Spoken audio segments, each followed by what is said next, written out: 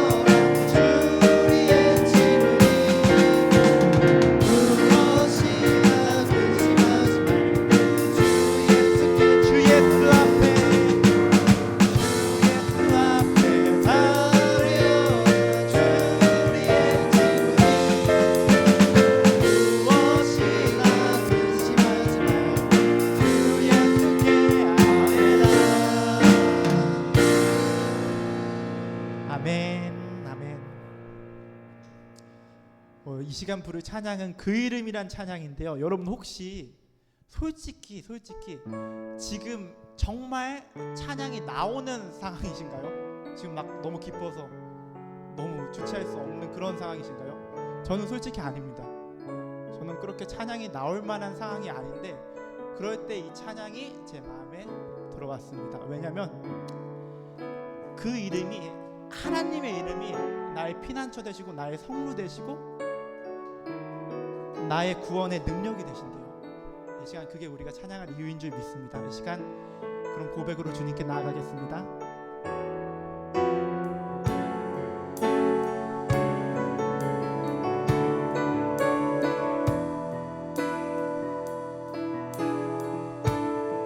아침이 밝아올 때에, 아침이 밝아올 때에 찬양의 맘 주시네. 주를 향한 나의 찬양, 주 마음 울리리. 아침이 밝아올 때에,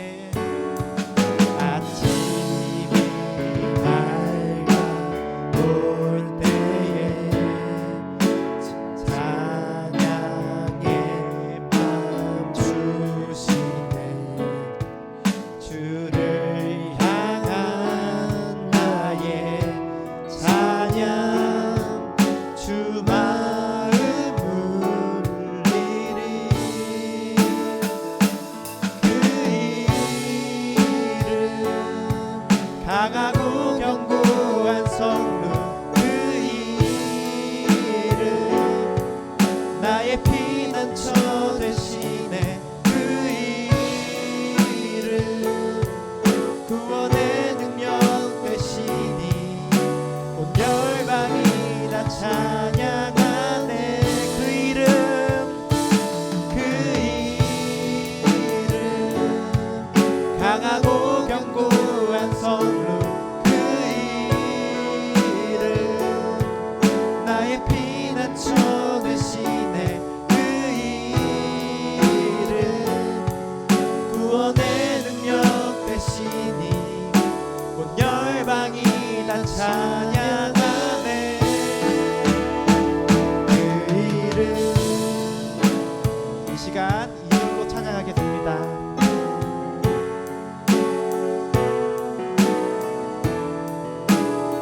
주의 이름 부를 때,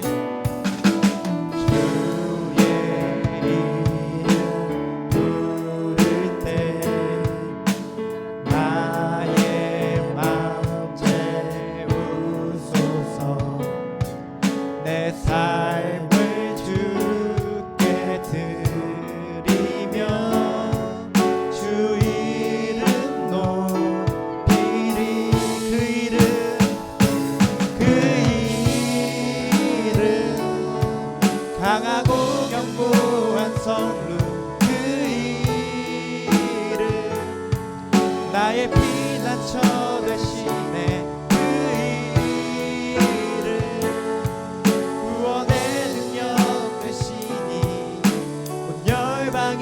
다 찬양하네. 그 이름, 그 이름 강하고 견고한 성루, 그 이름 나의 피난처 되시네. 그 이름 구원의 능력 되시니 온 열방이 다 찬양하네. 그 이름,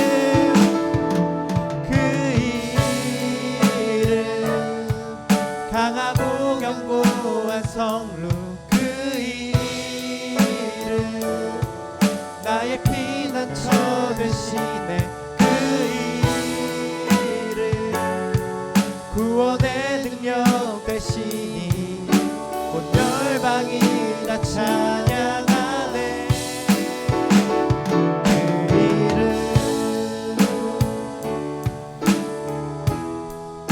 이 시간 주님께 기도하겠습니다. 주님, 주님의 이름이 나의 견고한 산성 되시고 나의 성루 되시고 나의 능력이 되시는 줄 믿습니다. 이 시간 그런 주님의 이름을 주시옵고 우리에게 정말 예배 시간에 넘치는 은혜를 베풀어 주시옵소서. 주여 일창하시고 기도 나가겠습니다.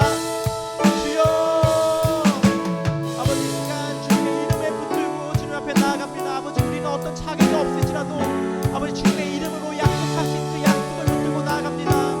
아버지 주여 내게 찬양할 정말 이유가 없고 예배의 기쁨이 있을 이유가 없음에도 불구하고 내가 기뻐할 수 있고 주님을 찬양할 수 있는 유일한 이유는 아버지 주님의 이름이 내게 힘이 되고 내게 기쁨이 되고 정말 나의 노래할 이유가 되기 때문입니다. 이 시간 그 이름 부르고 나아가게 하여 주시옵소서. 그런 믿음 주시고 아버지 심지가 통곡하게 하여 주시옵고 아버지 정말 이 시간 이 찬양의 시간 이 예배의 시간에 아버지 넘치는 은혜를 베풀어 주시옵소서. 아버지 주님의 약속 붙들고 주님의 이름 붙들고 나아가는 주님의 모든 자녀에게 주님의 모든 백성에게 넘치는 은혜를 베풀어 주시옵소서. 아버지 또한 유대 전사님 말씀을 하실 때 넘치는 하나님의 말씀이 온전히 선포되게 하여 주시고 아버지 은혜의 손앞에가 가득하게 하여 주시옵소서.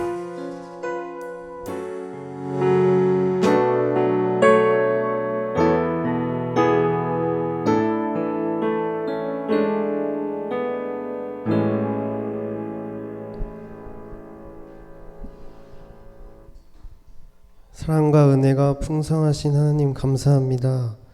오늘도 교회에 나와 예배 자리에 모이게 하심 감사합니다. 지난주 추수감사 주일과 친구 초청 주일을 잘 마칠 수 있게 해주심 감사합니다. 비록 저희 청년부에서는 많은 태신자가 오지는 못했지만 주님 저희를 더욱 불쌍히 여기사 아직 주님을 알지 못하는 이들을 외면하지 않고 사랑하는 마음을 갖게 하시고 주님의 복음을 알리는 일에 더욱더 힘쓰는 저희가 될 수 있게 해주세요. 지난 한 주간도 세상 속에서 살면서 세상 사람들과 구분됨이 없이 주님의 말씀을 따라 살지 못했던 저희의 죄를 고백합니다. 죄 앞에서 쉽게 무너지는 연약한 저희를 불쌍히 여기사 주님을 두려워하게 하시고 죄를 지었다면 바로 회개하게 하시어 주님께로 돌아갈 수 있게 해주세요. 주님의 말씀을 찾게 하시고 그 말씀에 순종하는 삶을 살게 해주세요. 또 주님만을 믿고 의지하는 삶을 살게 해주세요. 주님이 창조하신 이 세상에는 감사할 일들이 너무나도 많습니다. 그것들을 당연하게 여기지 않게 하시고 감사의 기도가 끊이지 않는 삶을 살게 해주세요. 말씀을 전하시는 이호재 전도사님의 영육간의 강건함을 확해 주시고 주님의 말씀만을 담대히 선포하실 수 있도록 지혜와 능력 허락해 주셔서 오늘 이 예배 시간이 은혜가 충만한 시간 될 수 있게 해주세요. 이 모든 말씀 사랑하는 예수님의 이름으로 기도드렸습니다. 아멘.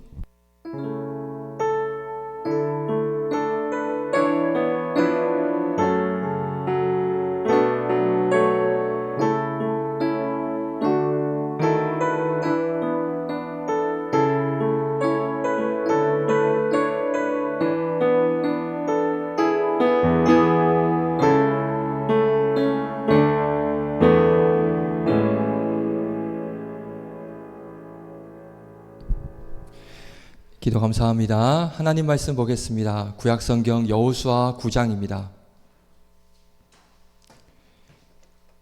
구약성경 여호수아 9장 3절부터 22절까지 말씀 보겠습니다.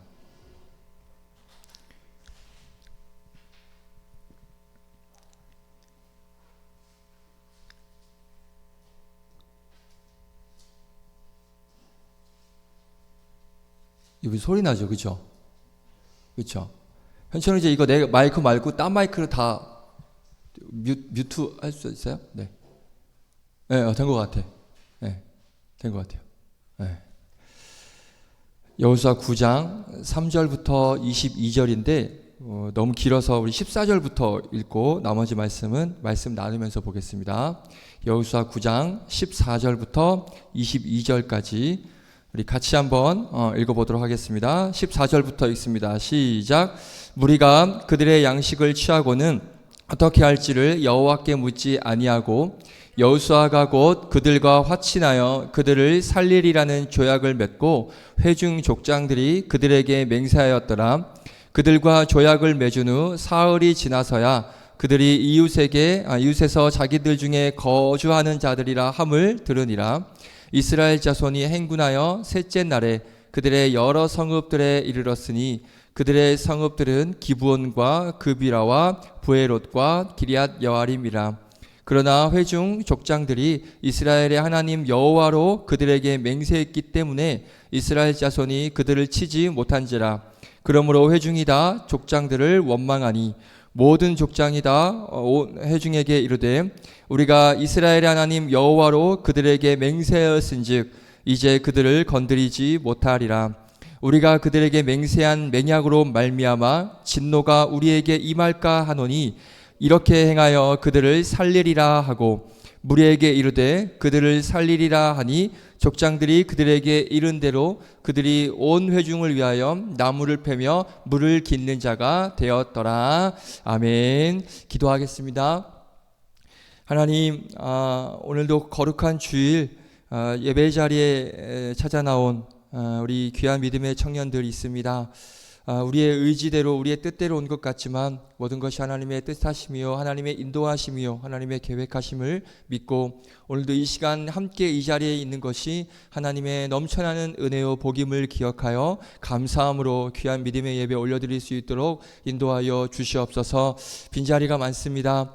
출장과 또 몸이 아픔과 또 여러 가지 이유로 함께 예배드리지 못하는 청년들 온라인으로 꼭 함께 할 수 있도록 인도하여 주시고 같은 은혜가 임할 수 있도록 우리 모든 청년들에게 풍성하신 은혜 허락하여 주시옵소서. 오늘도 말씀을 통하여서 귀한 하나님의 뜻을 알고자 하며 귀한 하나님의 음성을 듣고 말씀을 통하여서 어떻게 앞으로 살아가야 될지를 결단하며 고백하는 시간이 될 줄로 믿습니다. 하나님께서 지혜 주시고 듣는 길 열어주셔서 크신 은혜 허락하여 주시옵소서. 부족한 종 세워주셨사오니 종의 자취는 감추시고 전하는 자 듣는 자 모두에게 동일한 은혜가 임하는 귀한 시간 될 수 있도록 복의 복을 더하여 주시옵소서. 감사드리며 예수님의 이름으로 기도드립니다. 아멘.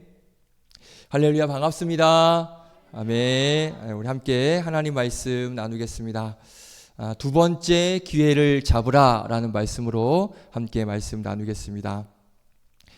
이스라엘 백성들이 그 모세를 중심으로 해서 이제 애굽을 탈출을 했습니다. 애굽을 탈출하고 약 40년 동안 이제 광야에서 머물다가 하나님께서 약속을 한 가지를 하십니다. 어떤 약속을 하느냐?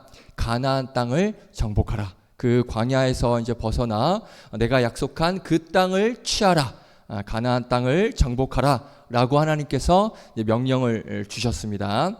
자, 그렇게 이제 가나안 땅을 정복하기에 앞서서 이스라엘 백성들의 리더였던 모세는 죽게 됩니다. 모세가 죽게 되고 그 뒤를 이어서 누가 이스라엘의 리더가 됩니까? 여호수아가, 오늘 말씀에서 읽었죠? 여호수아가 이스라엘의 리더가 됩니다. 그래서 이 여호수아를 중심으로 해서 이제 하나님께서 명령하신 그 가나안 땅, 그 차지하라고 하는 그 가나안 땅을 이제 여호수아를 중심으로 해서 정복을 하기 시작합니다. 그 시작이 뭘까요? 그 땅의 정복의 시작이 어떤 성일까요? 우리가 잘 알고 있는 성입니다. 어떤 성이죠? 맞습니다. 네, 맞습니다. 여리고성 전투입니다. 가나안 땅의 정복의 시작이 이 여리고성으로 시작이 됩니다. 하나님께서 명령하셨습니다. 너희들 할 거 없고 그냥 하루에 한 바퀴씩, 그리고 마지막 7째 날에는 7바퀴 돌고 소리를 질러라. 이것밖에 없었어요.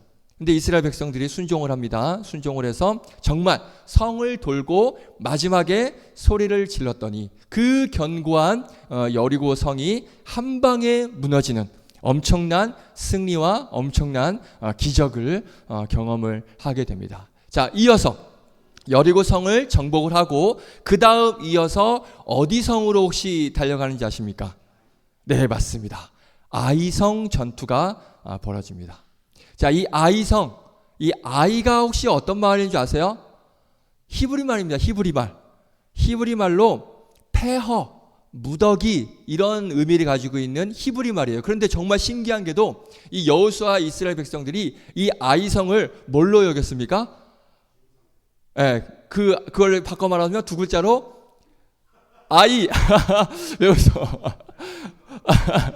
두 글자로 뭘로 여겼어요?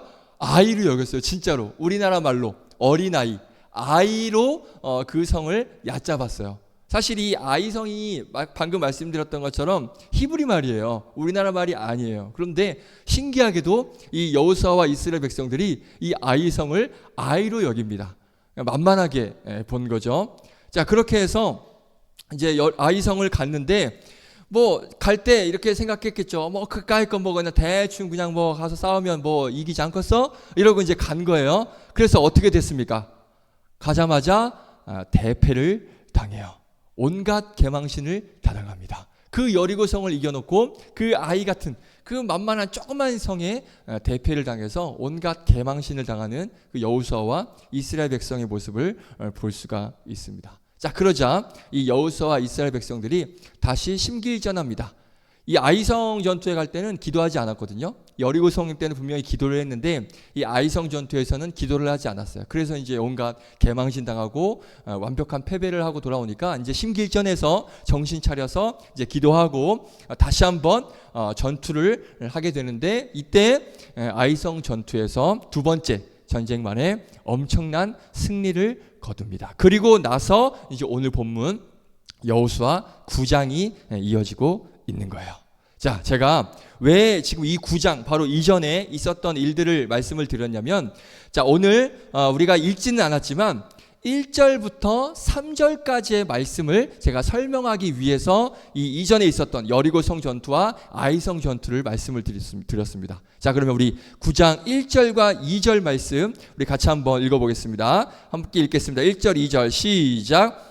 이 일 후에 요단 서쪽 산지와 평지와 레바논 앞 대해 연안에 있는 헷사람과 아모리 사람과 가나안 사람과 브리스 사람과 히위 사람과 여부스 사람의 모든 왕들이 이 일을 듣고 모여서 일심으로 여호수아와 이스라엘에 맞서서 싸우려 하더라. 아멘. 자, 지금 이게 무슨 상황이냐면 이스라엘 백성들이 이제 가나안 땅을 정복을 하기 시작을 하니까 그 가나안 민족들이 가만히 있을 수 있어요, 없어요? 없죠. 우리를 이제 침략하려고 오는데 이 가나안 민족들이 가만히 있을 수가 없어요. 그래서 그 민족들이 함께 모여서 여기 나오는 뭐 브리스 사람, 히위 사람, 여부스 사람 이런 민족들이 이제 함께 이스라엘과 싸우려고 지금 모여서 준비를 하고 있는 상황이에요. 뭐 가만히 앉아서 그냥 땅을 뺏길 수 없으니까 어떻게든 지금 싸워보려고 한 마음으로 이들이 지금 모여서 싸울 준비를 하고 있습니다. 자, 그런데 이때 한 민족이 마이웨이를 걸어요. 마이웨이. 다 같이 지금 싸우자고 으쌰으쌰 하고 있는데 한 민족은 다른 선택을 합니다. 3절입니다. 바로 우리 3절 한번 볼까요? 3절입니다. 시작. 기브온 주민들이 여호수아가 여리고와 아이에 행한 일을 듣고, 자, 누가 이 소식을 들었어요?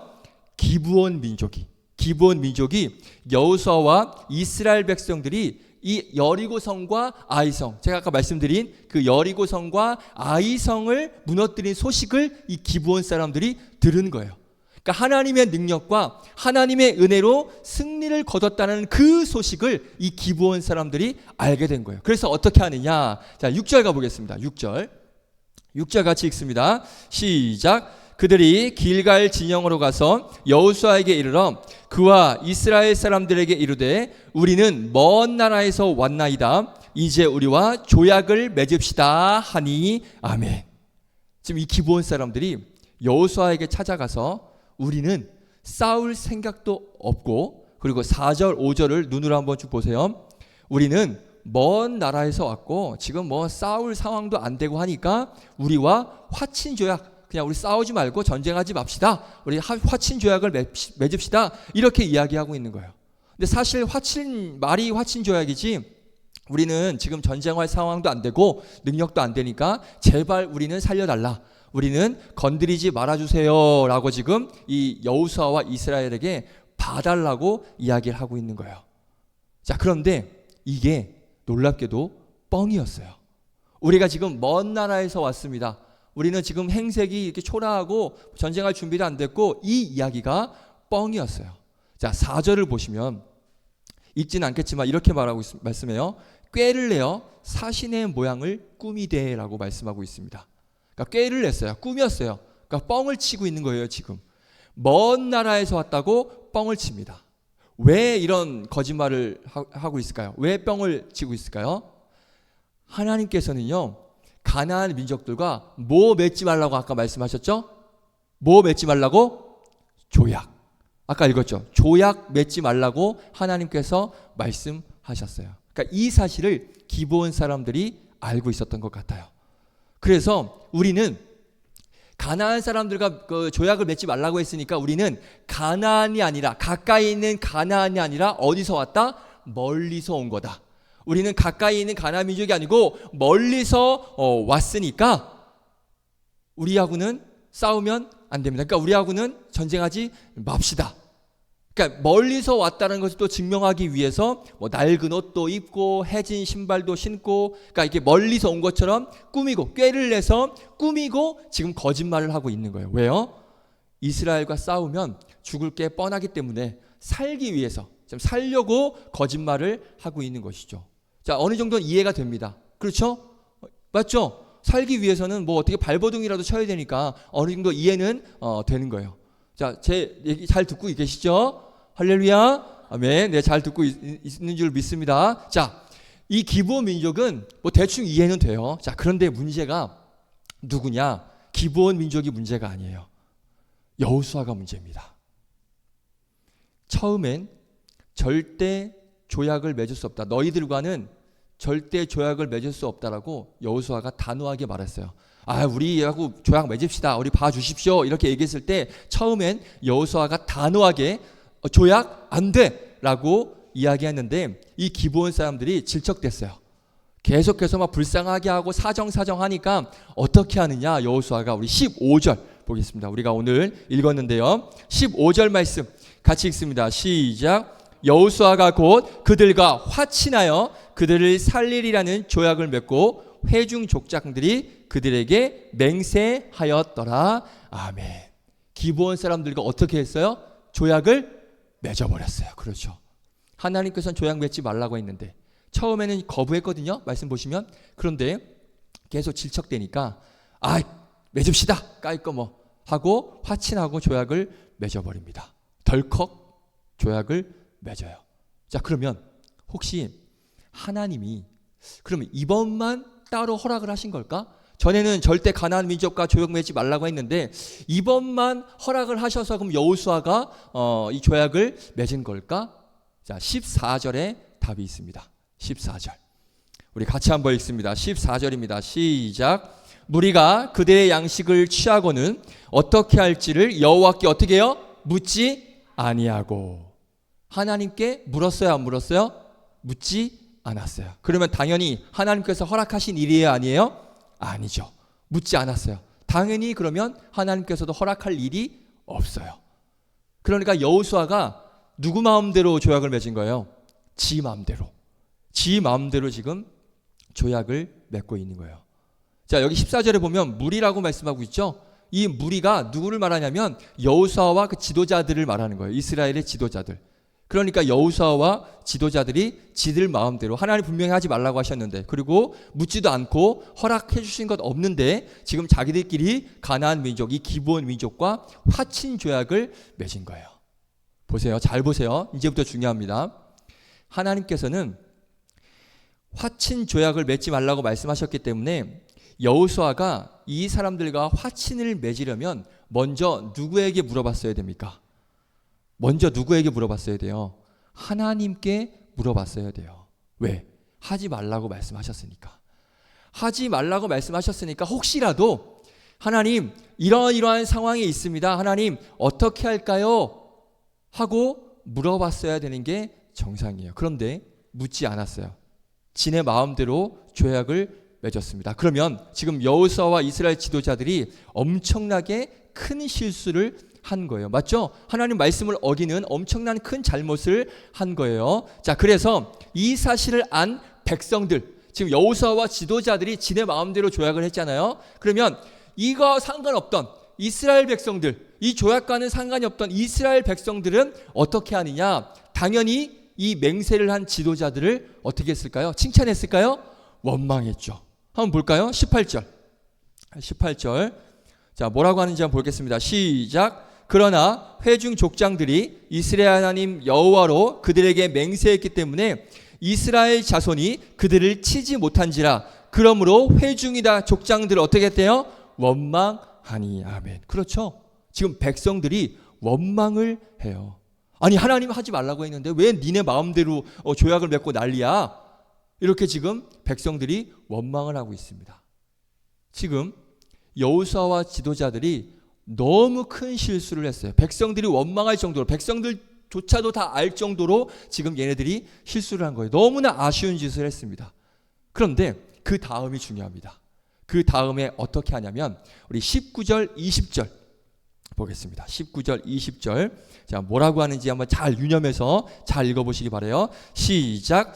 모든 족장이 온 회중에게 이르되 우리가 이스라엘 하나님 여호와로 그들에게 맹세하였은즉 이제 그들을 건드리지 못하리라.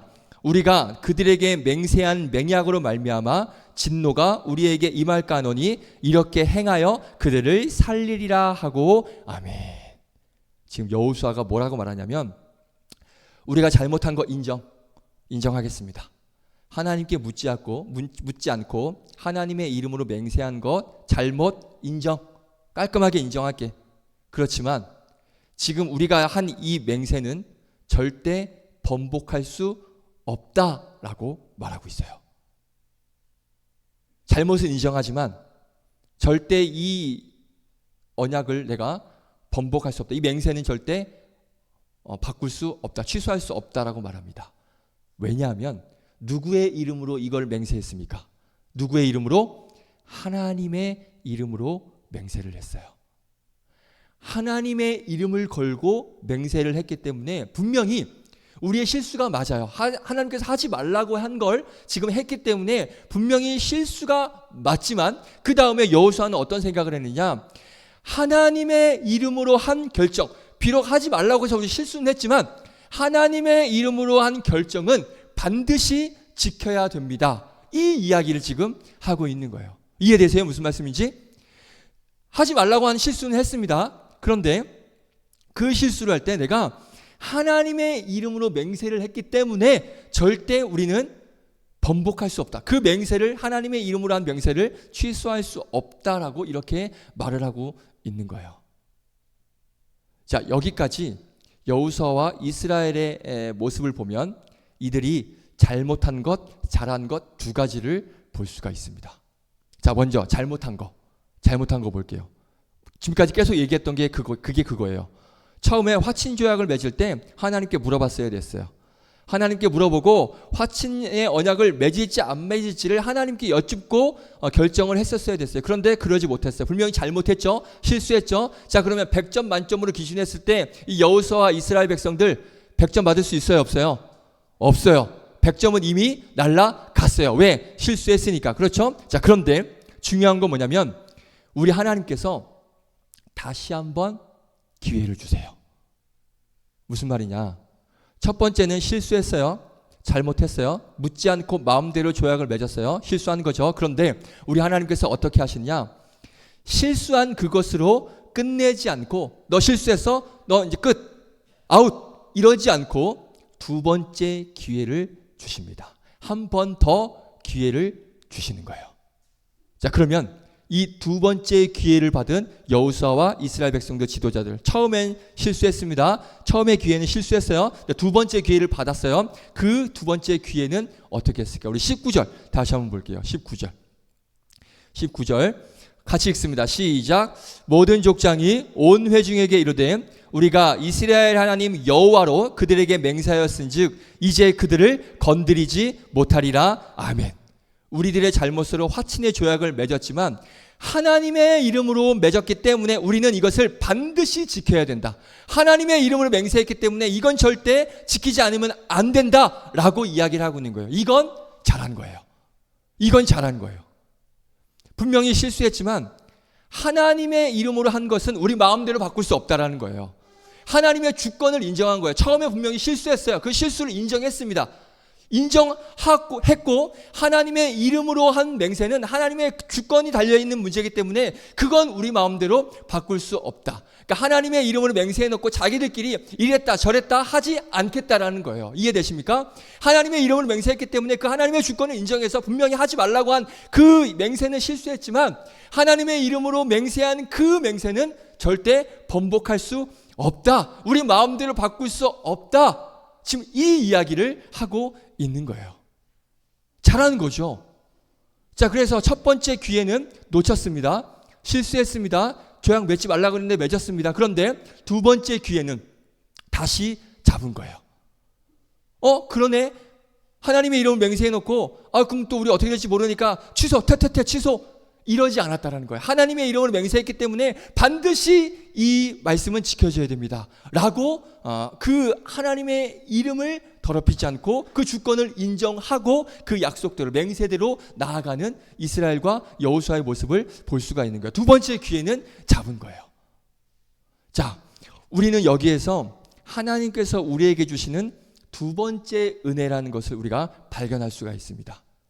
첫 번째 기회는 우리가 놓쳤는지 모르겠지만 하나님은 두 번째 기회를 우리에게 주신다는 거예요. 그런데 그 두 번째 기회는 우리가 놓치면 안 되는 거예요. 이 이야기를 하고 마칠게요. 우리가 살아가다 보면 잘못을 할 수 있습니다. 여러분 중에 내 인생은 100점짜리야 라고 자신 있게 말할 수 있는 사람 있습니까? 없어요. 우리 인생은 100점짜리 인생 없습니다. 우리는 실수하고요, 잘못할 수 있어요. 할 수 있는 게 아니라 우리는 늘 잘못해요.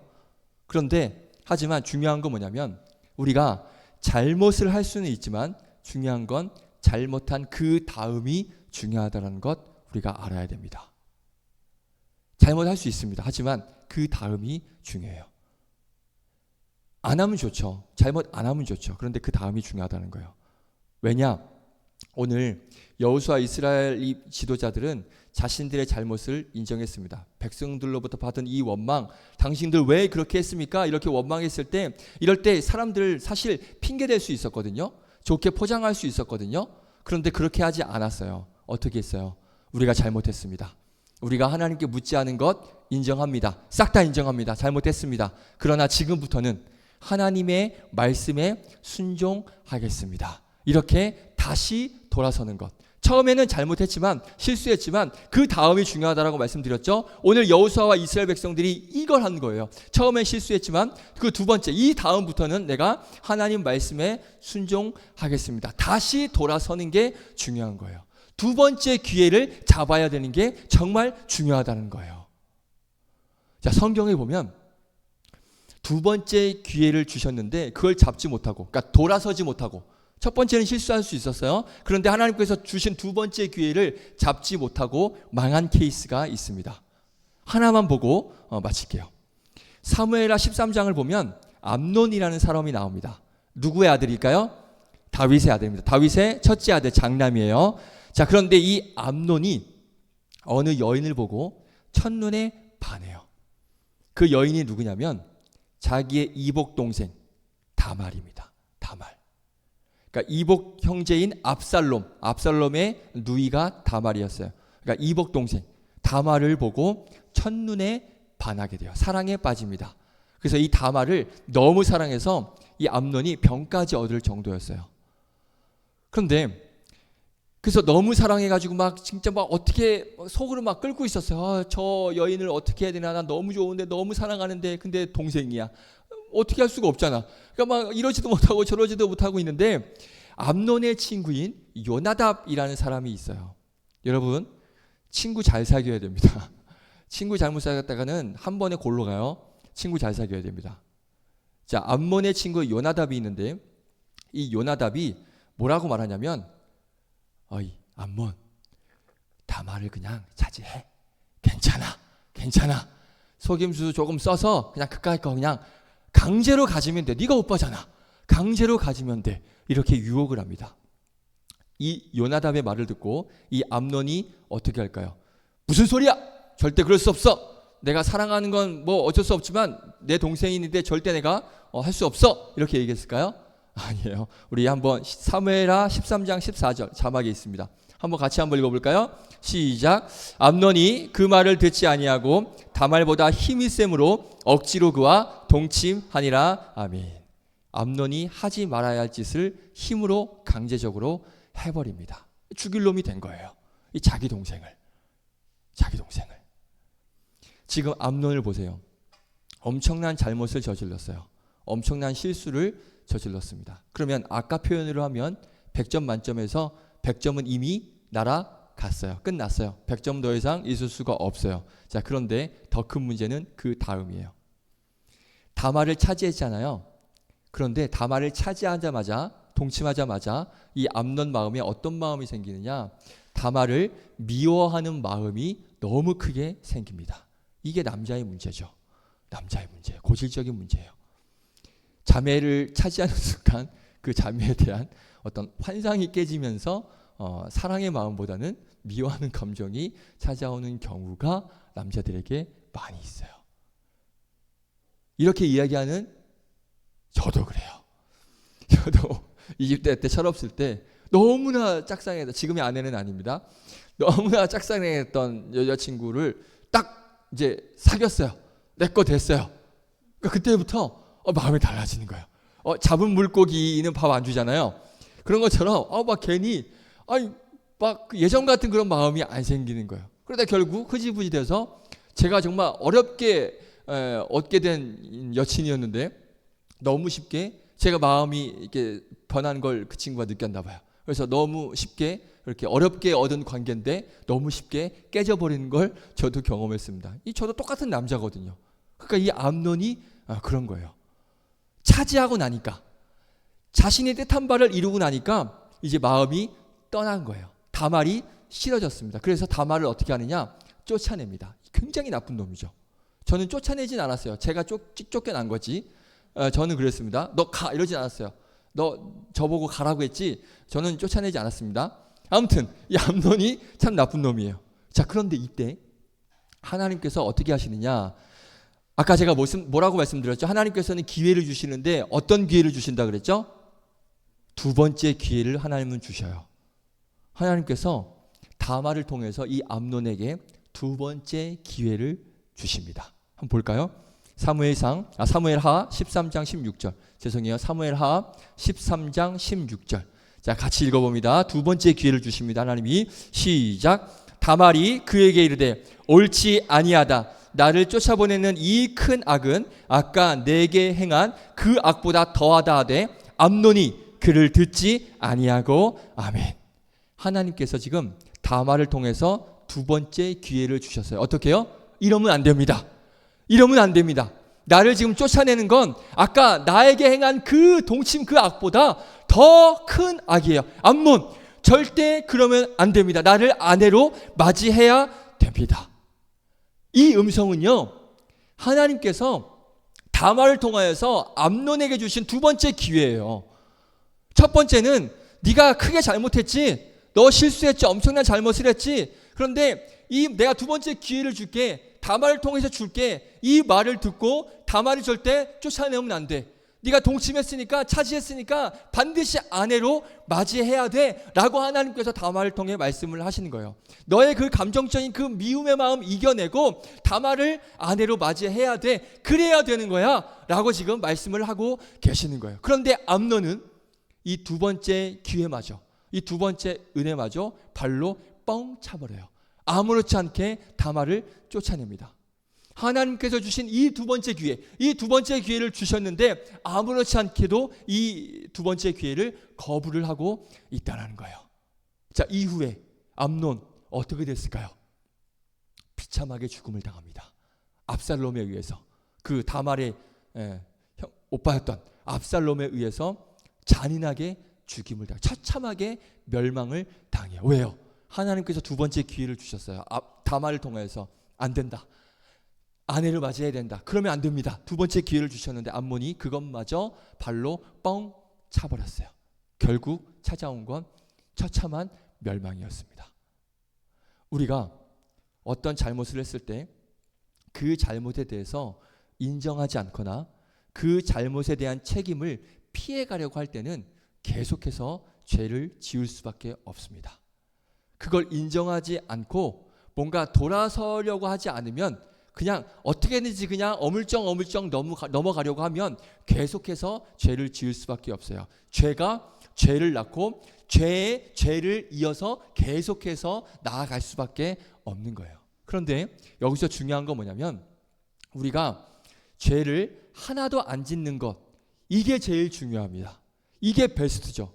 아까 제가 사실은 이 말씀 하려다가 말씀 안 드렸는데 우리는 죄를 잘못할 수 있습니다. 하지만 두 번째 기회에서는 짓지 말아야 됩니다. 이 얘기를 했는데 사실은 처음부터 죄를 짓지 않으면 가장 깔끔한 거예요. 가장 베스트예요. 자, 그런데 문제가 있습니다. 우리 연약한 인간이, 죄된 본성을 가지고 있는 우리 인간이 죄의 모든 것을 완벽하게 꺼내내고 그 죄들을 온전히 다 100% 거부할 수 있습니까? 그럴 수가 없어요. 우리는 잘못을 안 저지르면 그게 베스트고 죄를 안 지으면 그게 베스트죠. 그게 가장 좋죠. 두 번째 기회에 뭐 바랄 것도 없이 그냥 처음부터 죄를 안 지으면 돼요. 그런데 문제는 우리의 연약한 죄된 본성이 있기 때문에 죄된 우리는 죄를 안 지을 수 없는 그런 비참한 현실 가운데 우리가 이 세상 가운데 살아가고 있습니다. 거부할 수 없어요. 꺼내낼 수 없어요. 그런데 중요한 건 뭐냐? 죄를 지을 수밖에 없다면 우리는 그 죄를 지은 다음에 어떻게 행동하는가, 이게 정말 중요하다는 것이죠. 그래, 우리는 연약하니까 뭐 어쩔 수 없어. 뭐 죄된 본성이 있으니까 뭐 죄를 지을 수밖에 없어. 그냥 어쩔 수 없으니까 될 대로 되라. 이렇게 계속 죄의 모습으로, 아니 어차피 뭐 우리는 죄된 본성이 있는데 뭐 다시 돌아서면 뭐 어떻게, 뭐 어차피 죄를 짓는 거, 이런 마음이 아니에요. 이런 죄의 모습으로 나아가는 게 아니라 그럴지라도 우리는 죄를 지은 다음에 어떤 행동을 해야 하는가, 우리가 이 사실을 기억하고 중요하게 생각을 해야 된다는 거예요. 여러분, 아까 우리 주영 형제가 기도할 때 설교 제가 원고 미리 봤나요? 회개에 대한 기도를 했습니다. 맞죠? 회개에 대한 기도를 했어요. 죄를 용서하게 해달라는 회개. 회개라는 단어 여러분 잘 아시죠? 제가 이거 중고등부하고 얘네 새벽 예배 때 한번 말씀드렸는데 한자어입니다. 회개어가 두 가지 한자어로 이루어져 있습니다. 자막 한번 보여주실래요? 네, 그렇죠. 뉘우칠 회자와 고칠 개자입니다. 그러면 회개는 어떻게 해야 되는 게 회개하는 거예요? 잘못을 뉘우치고 그 다음에 어떻게 해야 돼요? 고쳐야 돼요. 그게 회개예요. 그런데 대부분 어떻게 하냐면 놀랍게도 회만 합니다. 우리가 회개한다라고 말을 하는데 놀랍게도 우리는 회만 해요. 무슨 말이에요? 그냥 잘못만 뉘우칩니다. 하나님 잘못했습니다. 하나님 용서하여 주시옵소서. 이렇게 뉘우치기만 해요. 그래서 개는 하지 않아요. 고치지는 않아요. 다시 돌아서지는 않는다는 거예요. 회를 하고 개도 해야 되는데 회만 하고 개는 하지 않습니다. 고치지 않아요. 다시 또 계속해서 반복이 돼요. 아마도 대부분 다 우리가 이렇게 살아가요. 회개가 아니라 회만 하고 있는 거죠. 그래서 앞으로 여러분 회개했다라고 하면 안 돼요. 주영 이제 기도할 때 회개라고 하지 말고 회했습니다 하시면 됩니다. 왜? 우리는 개는 하진 않거든. 고치지는 않거든요. 다시 또 반복하거든요. 뉘치긴 하지만. 그러니까 우리는 회만 하는 거예요. 감동이란 말 아세요? 감동이란 말도 똑같습니다. 감동. 감자가 어떤 감자죠? 느낄 감. 동자는 움직일 동. 느껴서 움직이는 게 감동이에요. 우리가 말씀에 감동을 받고 예배에 막 감동받았다라고 이야기를 하잖아요. 그래서 말씀을 통하여서 예배를 통하여서 우리가 뭔가를 느꼈어요. 느꼈으면 감했으면 어떻게 해야 돼요? 동해야죠. 움직여야죠. 바뀌어야죠. 그렇죠. 그게 감동이에요. 느꼈으면 움직여서 바뀌어야 되는데 그런데 문제는 우리가 많은 걸 느꼈다 그래요. 아, 말씀을 통해서 예배를 통해서 너무 많은 걸 느꼈습니다. 많은 걸 느꼈습니다. 그런데 어떻게 해요? 움직이지는 않아요. 바뀌지 않아요. 변하지 않아요. 그래서 많은 분들이 전수사님, 목사님 감동받았어요. 이렇게 하지만 따지고 보면 감만 하고 동은 하지 않는 거예요. 느꼈지만 느낀 것까지는 괜찮아요. 느꼈지만 문제는 바뀌지 않아요. 움직이지 않아요. 대부분 그렇습니다. 많은 분들이 뭐 은혜 받았어요 하는데 은혜 받았지만 삶이 바뀐 걸 저는 본 적이 별로 없어요. 그러니까 앞으로는 말씀의 예배에 감동받았습니다 하지 마시고요. 그냥 감했어요 하세요. 저한테 오셔서 전사님 오늘 감했어요 하시면 됩니다. 만약에 내가 정말 움직일 마음이 있고 바뀔 자신이 있으면 감동했습니다 이렇게 자신 있게 말씀하시고, 그럴 자신 없으면 그냥 감했어요 라고 하시면 됩니다. 회개도 그냥 회개했다 하지 말고 회했어요 하시면 돼요.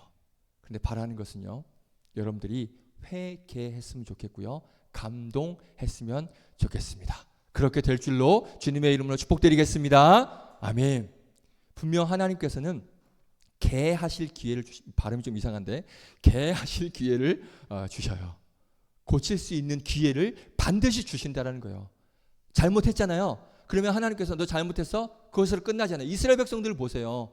잘못 한두 번 했습니까? 근데 하나님께서 계속 기회를 주시잖아요.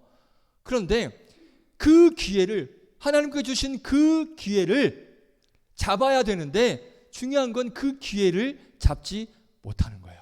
다시금 돌아서서 고칠 수 있는 그 기회를 주시고 은혜를 주실 때 그때 그 기회를 잡아야 되는데 그 기회를 잡지 못해요. 그래서 암몬과 같이 멸망 당할 수밖에 없는 그러한 인생으로 나아가게 된다는 것이죠. 다시 한번 말씀드리겠습니다. 살다 보면 우리 잘못할 수 있습니다. 우리 중에 누가 100점짜리 인생입니까? 그렇죠? 우리가 잘못할 수 있어요. 하지만 중요한 건 잘못한 다음 그것을 인정하고 고치고 돌아서는 거예요. 두 번째 기회를 주셨을 때 그 기회를 반드시 잡아야 되는 거예요. 이게 우리에게 필요한 것이죠.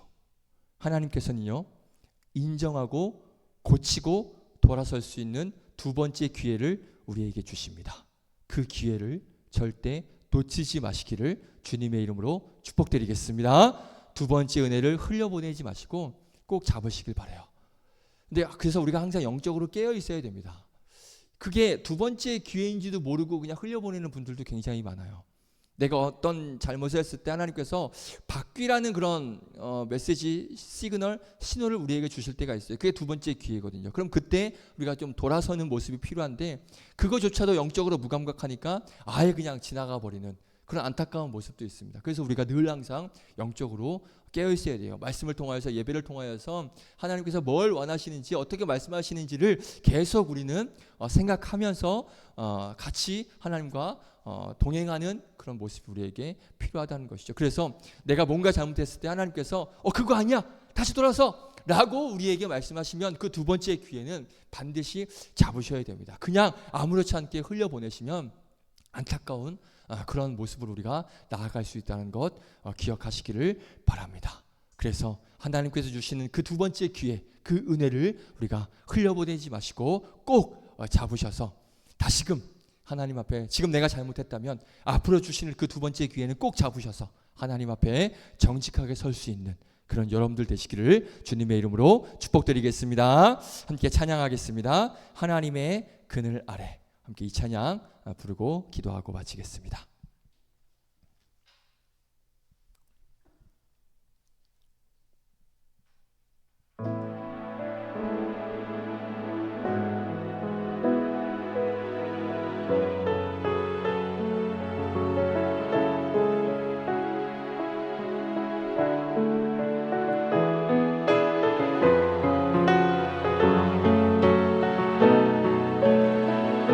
함께 찬양합니다. 하나님의 그늘 아래.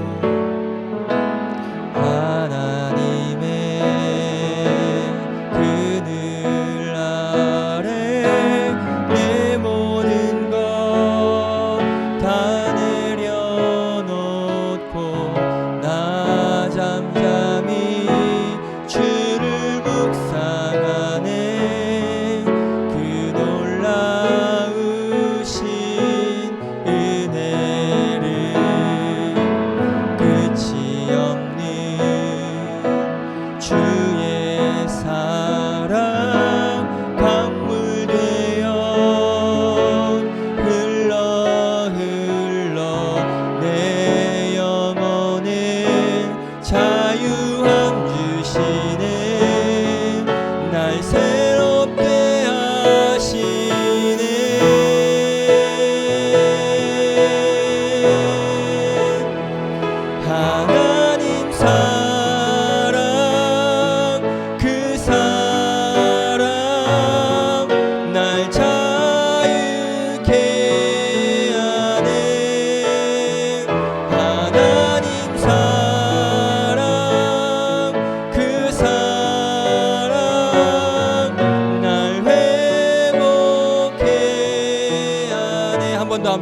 하나님의 그늘 아래, 하나님의 그늘 아래 내 모든 것 다 내려놓고 나 잠잠히 주를 묵상하네.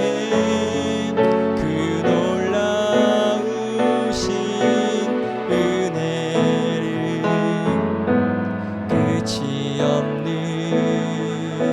주의 사랑 강물 되어 흘러 내 영혼에 자유함 주시네. 날 새롭게 하시네. 함께 찬양합니다. 하나님 사랑, 하나님 사랑, 그 사랑 날 자유케 하네. 하나님 사랑, 그 사랑 날 회복해 하네. 네, 반주해 주시고요. 자, 우리 말씀 한번 볼까요? 21절, 오늘 읽은 본문 21절 말씀 한번 볼게요. 우리 같이 한번 읽어보겠습니다. 21절입니다. 시작. 무리에게 이르되 그들을 살리라 하니 족장들이 그들에게 이른 대로 그들의 온 회중을 위하여 나무를 패며 물을 깃는 자가 되었더라. 아멘. 제가 설교 때는 말씀을 안 드렸는데 이 여호수아와 이스라엘 백성들이 조약을 맺지 말라는 명령을 거부했어요. 하지 말라고 했는데 결국 화친 조약을 했습니다. 첫 번째 기회는 날렸죠. 그런데 두 번째 기회에 하나님의 이름으로 한 맹세는 절대 바뀌어서는 안 된다. 우리 마음대로 바꿀 수 없다. 하나님의 주권을 인정하면서 정말 이 기브온 사람들을 멸하지 않습니다. 그래서 어떻게 되느냐 보세요. 그들이 온 회중을 위하여 나무를 패며 물을 깃는 자가 되었더라. 물을 깃는 자가 되어. 그런데 여러분, 제가 한 몇 개월 전에 이 물 깃는 자에 대해서 설교한 거 혹시 기억나는지 모르겠습니다. 그 이스라엘 남유다와 북이스라엘과 남유다가 아수르와 바벨론의 멸망을 당하고 나중에 포로로 귀환을 하잖아요. 70년 후에 바벨론 포로 잡혀있던 이스라엘 백성들이 포로로 귀환하는데, 그때 그 포로로 귀환한 그 백성들 목록 중에 누가 있냐면 이 기브온 사람들이 있습니다. 느디님 사람들이라고도 이야기를 하는데요. 그 기브온 사람들이 다시 돌아와서 뭘 하느냐, 이 물 깃는 일을 계속합니다. 무슨 말인지 이해되세요? 사실은 이때 멸절됐어야 될 민족이 이 기브온 민족이에요. 그런데 하나님께서 화친 조약을 맺지 말라고 하셨는데 그걸 명령을 어기고 화친 조약을 맺었습니다. 그런데 그 뒤로 조약을 맺었기 때문에, 하나님의 이름으로 맺었기 때문에 취소할 수 없다라고 해서 여호수아와 이스라엘 백성들이 이들을 살려줬고, 하나님께서는 어떻게 하시냐, 그 두 번째 기회를 잘 살린 이 여호수아와 이스라엘 백성들의 기도라고 해야 될까요? 그 다짐, 그 맹세를 하나님께서는 끝까지 지켜주셔요. 그래서 결국엔 이들이 나중에 포로로 돌아와서도 굳이 이스라엘 백성들 아니니까 돌아올 필요가 없거든요. 다시 그냥 원래대로 가면 돼요. 자기네 살 곳으로. 그런데 여전히 다시 이스라엘 백성임이 아님에도 불구하고 다시 돌아와서 여전히 이 물 깃는 일을 끝까지 감당하는 것을 볼 수가 있다라는 것이죠. 하나님께서는 이렇게 이들이 두 번째 기회를 놓치지 않는 이 기회를 하나님께서는 이렇게 그 하나님의 말씀대로 이들을 지켜주시고 이들을 사용하시고 이들을 끝까지 보호하시는 것을 우리가 볼 수가 있는 것이죠. 무슨 말인지 이해되십니까? 우리가 첫 번째 기회는 실수할 수 있어요. 하지만 두 번째 기회를 우리가 놓치지 않고 그 두 번째 기회에 다시 돌아섰을 때 그 돌아선 우리들을 하나님께서는 절대 외면하지 않으신다는 거예요. 끝까지 돌아선 우리들을 어떻게든 책임져 주시고 하나님의 자녀를 부르셔서 끝까지 우리와 함께 해 주신다는 거예요. 이 기브온 민족들이 끝까지 하나님께서 놓지 않으시고 다시 이스라엘에 돌아와서 이 일을 감당하게끔 끝까지 지켜주신 것처럼 그 두 번째 기회 놓치지 않으면 우리가 하나님과 늘 동행하는, 하나님께서 함께 해주시는 그런 인생을 우리가 맛볼 수가 있습니다. 오늘 이 찬양의 고백처럼 그 끝이 없는 그 주님의 그 사랑, 그 은혜, 강물같이 강물되어 우리에게 흘러서 우리에게 자유함을 주시고 우리의 영혼에 영원한 생명을 주실 줄로 믿습니다. 우리를 새롭게 하실 줄로 믿습니다. 이 시간 기도하실 때, 주님, 내가 첫 번째 기회는 실수했지만 하나님께서 주시는 그 두 번째 기회, 그 기회는 놓지 않겠습니다. 그 기회를 내가 반드시 잡아서 하나님의 은혜 가운데, 그 두 번째 기회로 잡은 우리가 하나님의 은혜 가운데 하루하루 살아가는 복된 인생 되게 하여 주시옵소서. 하나님의 은혜를 가지고 살아가는 복된 나의 삶 되게 하여 주시옵소서. 두 번째 기회를 꼭 잡는 나의 인생 되게 하여 주시옵소서. 이 시간 한번 기도하며 나아가겠습니다. 함께 기도하겠습니다. 거룩하신 하나님 감사합니다. 하나님께서는 우리에게 하나님 기회를 주시는데 우리는 그 기회를, 첫 번째 기회를 놓칠 때가 너무나 많습니다. 죄된 인생, 너무나도 악한 그 죄된 본성 가운데 우리는 그 기회를 놓칠 때가 있습니다. 하지만 하나님께서는 우리에게 두 번째 기회를 주십니다. 하나님께서는 그 두 번째 기회를 주실 때 그 기회를 우리는 붙잡아야 될 줄로 믿습니다. 고칠 수 있는 기회, 다시 회복할 수 있는 기회, 그 끝이 없는 사랑으로 강물처럼 우리에게 흘러 보내주시어 우리에게 두 번째 기회를 주시는데 그 은혜, 그 기회 우리가 절대 흘려보내지 않고 그것을 우리가 간직하여서 그 기회를 꼭 붙잡아서 하나님 앞에 정직하게 설 수 있는, 하나님과 깊은 교제로 나아갈 수 있는, 새롭게 된 인생으로 살아갈 수 있는 그런 우리가 되게 하여 주시옵소서.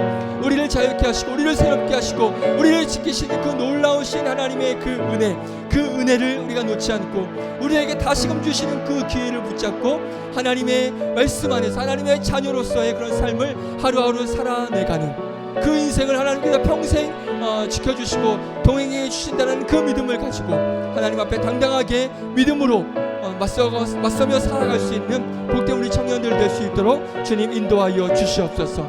그렇게 인도하실 주님을 기대합니다. 감사합니다. 찬양합니다.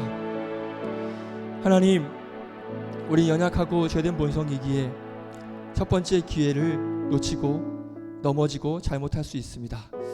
하지만 하나님께서는 우리를 끝까지 사랑하시고 우리를 놓지 않으시는 하나님이시기에 그런 우리를 다시 회복시키기 위하여서, 다시 새롭게 하시기 위하여서 우리에게 두 번째 기회를 주십니다. 그 기회 우리가 놓치지 않길 원합니다. 그 두 번째 은혜 우리가 그냥 너무 무감각하게 흘려보내지 않고 그 기회를 꼭 잡아서 다시금 하나님 앞에 정직한 모습으로 돌아설 수 있는 그런 내가 되길 원합니다. 그럴지라도 우리는 또 계속 연약하고 악한 존재이기에 또 넘어지고 또 넘어집니다. 그럴 때마다 그래, 나는 늘 넘어지는 인생이니 뭐하러 다시 돌아서겠어, 뭐하러 다시 고칠 이유가 있겠어?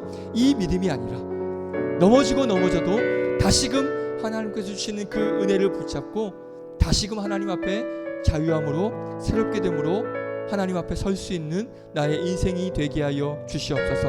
그렇게 다시금 돌아섰을 때 하나님께서는 그 인생 절대 버리지 않으시고 내버리지 않으시고 끝까지 우리의 인생 붙잡으시고 책임져 주실 줄로 믿습니다. 우리에게 주시는 그 두 번째 기회, 그 두 번째 은혜를 끝까지 붙잡고 나아가며 하나님 앞에 정직함으로 신실함으로 나아가는 복된 우리의 인생 될 수 있도록 인도하여 주시옵소서. 그렇게 인도하여 주실 우리 구주 예수 그리스도의 이름으로 기도드립니다. 아멘. 함께 이 찬양 부르시면서 준비하신 예물 드립니다. 하나님의 그늘 아래, 하나님의 그늘 아래 내 모든 것 다 내려놓고 나 잠잠히 주를 묵상하네. 그 놀라우신 은혜를 끝이 없는 주의 사랑 강물 되어 흘러 내 영혼엔 자유함 주시네. 날 새롭게 하시네.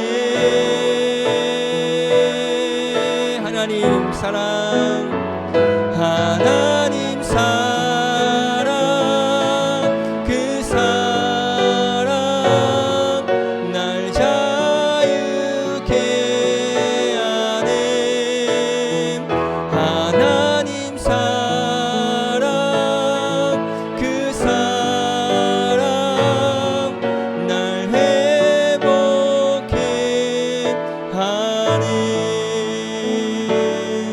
아멘.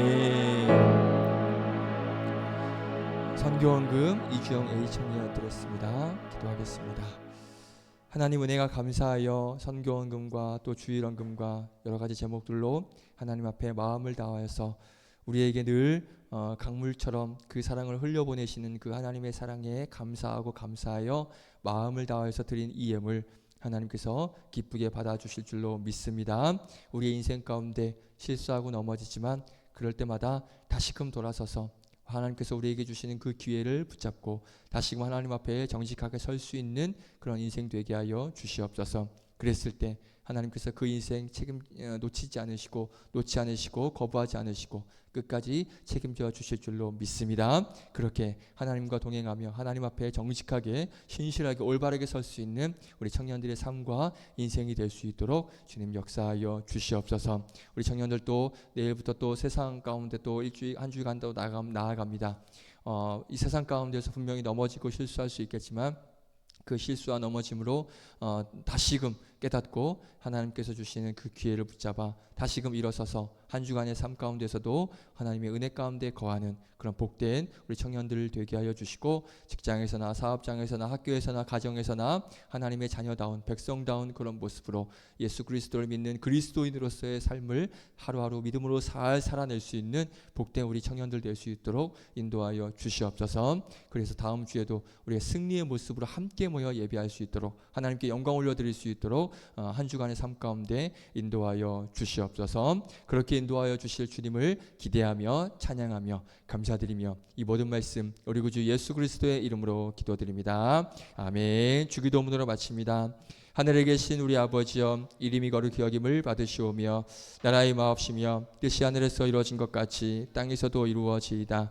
오늘날 우리에게 일용할 양식을 주옵시고 우리가 우리에게 죄 지은 자를 사하여 준 것 같이 우리 죄를 사하여 주옵시고 우리를 시험에 들게 하지 마옵시고 다만 악에서 구하옵소서. 대개 나라와 권세와 영광이 아버지께 영원히 있사옵나이다. 아멘.